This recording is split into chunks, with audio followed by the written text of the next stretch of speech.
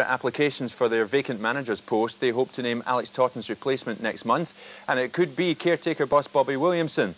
And the new chairman at Rugby Park hopes whoever gets the job will lead them into Europe. A last-minute Danny Lennon goal heralded the end of Alex Totten's two-year reign at Rugby Park, because 2 days later a new chairman took over and sacked the manager. When Kilmarnock were champions of Scotland in 1965, their top goal scorer was Ronnie Hamilton. He's now the chairman. He denies that he expected Totten to match the feats of Willie Waddle's side. I mean, I think you've got to be ambitious in life. I don't see that you can be criticised for being ambitious. We don't want to be ambitious above our so-called station, if there is such a thing. But having been involved with Kilmarnock over the years, I've seen spells in the 60s and 70s where Kilmarnock were one of Scotland's leading clubs. Now, I know some things have changed since then. We have a much stronger Rangers and Celtic combination. But the factors are all there. We have all the things in place here. It just needs that missing small factor in the realm of a manager to spark the whole thing off again. As a player, Bobby Williamson starred for Clydebank, Rangers and West Brom before heading to Kilmarnock 6 years ago. The Rugby Park reserve team coach is now the man in the dugout as caretaker boss. He wants a job for real.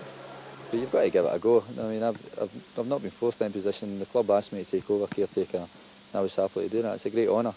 I'm proud to be a manager, caretaker manager at Kilmarnock Football Club. I'll just give it my best shot, David. In his first game in charge, Williamson's side lost, but he still sees plenty of potential at Rugby Park. A couple of results and everything changes, David. I was looking at Ray Fowler's position a couple of weeks ago. They were down there and they were languishing 5 or 6 points behind teams.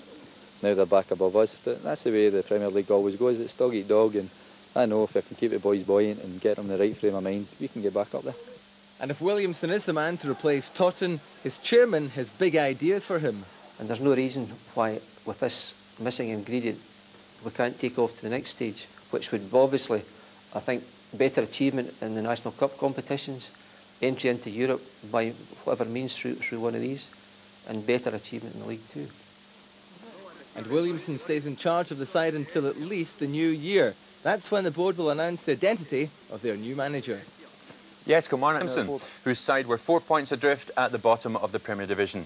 They entertained Hearts, who had new signing from Dundee, Jim Hamilton, in their starting lineup.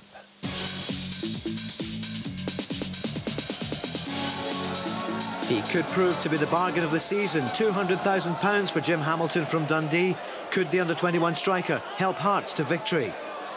It was his ex-Dens teammate, Neil McCann's corner, which provided that first opening. Lekovic finally seeing it scrambled away. The Rugby Park side pinned their hopes on Paul Wright to get the goals. His good work cancelled out there by Gilles Rousset. That's a fantastic save. Well, Wright has 7 goals so far this season, and struggling Kilmarnock needed more. This was almost goal number 8 being teed up. Good snapshot, just beaten by the bar. Time to see some of Hearts in action now. Good play, Fulton, Poynton, and the finish from Colin Cameron.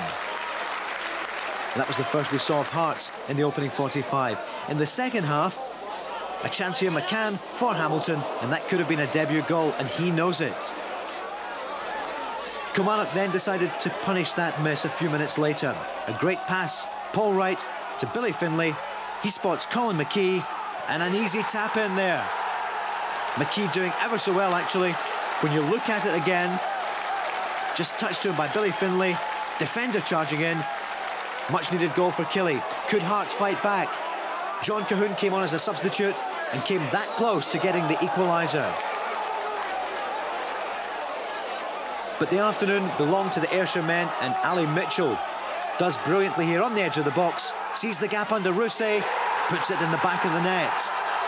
Bobby Williamson's men, their first win in his charge. The points stay at Rugby Park. Good finish, Rousset won't be happy. Hearts go home with nothing.